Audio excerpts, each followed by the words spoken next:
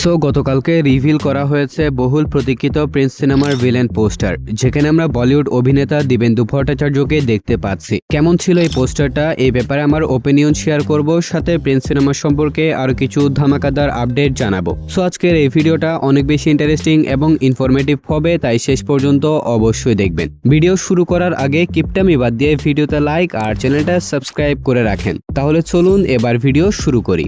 যেমনটা কয়েকদিন আগে রিউমার ছড়িয়েছিল প্রিন্স সিনেমায় দেখা যাবে বলিউড অভিনেতা দিবেন্দু ভট্টাচার্যকে একটি শক্তিশালী ভিলেন রূপে। এবার সেই রিউমারটা বাস্তবে রূপ নিয়েছে। গতকালকেই প্রিন্স সিনেমার টিম থেকে ভিলেন দিবেন্দু ভট্টাচার্যের ফার্স্ট লুক পোস্টার রিভিল করা হয়েছে, যার মাধ্যমে আমরা জানতে পারলাম সিনেমাটার মধ্যে তাকে দেখা যাবে আফগানি পাঠান নামের শক্তিশালী ভিলেন ক্যারেক্টারে।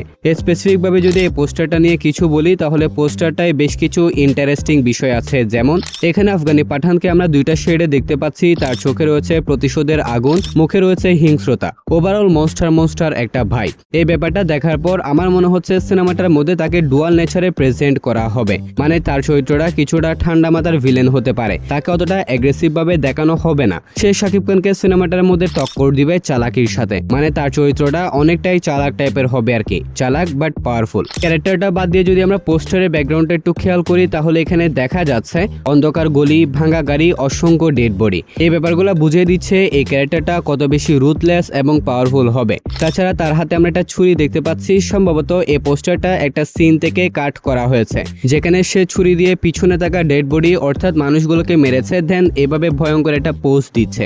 ঢাকার আন্ডারওয়ার্ল্ডে তাকে একজন পাওয়ারফুল গ্যাংস্টার হিসেবে দেখা যাবে সিনেমাটার মধ্যে, এটা তো কনফার্ম। ওভারঅল সবকিছু মিলিয়ে আফগানি পাঠানের এই ক্যারেক্টার পোস্টারটা অনেক বেশি ক্রিয়েটিভ এবং অসাধারণ হয়েছে। পোস্টারটার মধ্যে ওভারঅল আফগানি পাঠানের লুক, এক্সপ্রেশন, ক্রিয়েটিভিটি সবকিছুই টপ নচ। অভিনেতা হিসেবে দিবেন্দু ভট্টাচার্য বেশ পাওয়ারফুল এবং মেধাবী। তবে এবার দেখার বিষয় হচ্ছে তার মেধা এবং অভিনয় সত্তাকে কতটুকু পারফেক্ট ভাবে প্রেজেন্ট করতে পেরেছে এই সিনেমার ডিরেক্টর আবু হায়াত মাহমুদ।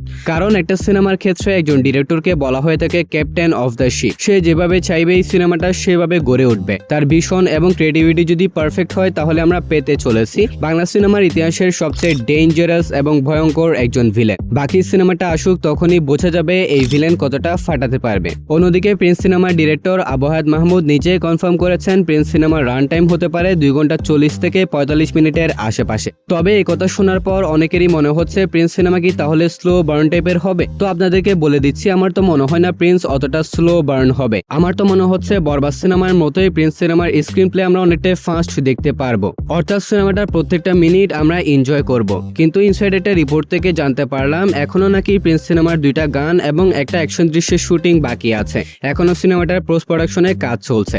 প্রিন্স সিনেমার টিজার ও প্রোডাকশনে 3-4 দিনের এই ফাঁকে শাকিব খান নাকি শ্রীলঙ্কায় চলে গিয়েছেন আদনান আল রাজীবের পরিচালনায় নতুন বিজ্ঞাপনের শুটিং করার জন্য। সেখানে কাজ শেষ করে খুব তাড়াতাড়ি তিনি প্রিন্স সিনেমায় বাকি থাকা অংশগুলো শেষ করবেন। অন্যদিকে টিজার কখন আসবে সেটা তো ভাই সিনেমার টিমই ভালো জানে। আপাতত ক্যারেক্টার পোস্টারগুলোই সম্ভবত রিভিল করা হবে। কিন্তু ভাই দুঃখের কথা হচ্ছে এই ঈদে মুক্তি পেতে যাচ্ছে 10 থেকে 12টা সিনেমা। তার মধ্য থেকে মাত্র বনলতা এক্সপ্রেস আর ফিনিক্স সিনেমারই টিজার রিলিজ করা হয়েছে। অন্য সিনেমাগুলোর টিজারে কোনো আত্মা পাত্তা নাই। সম্ভবত দম সিনেমার টিজার আগামী কয়েকদিনের মধ্যে প্রকাশ করবে, যেমনটা তারা ইঙ্গিত দিয়েছে।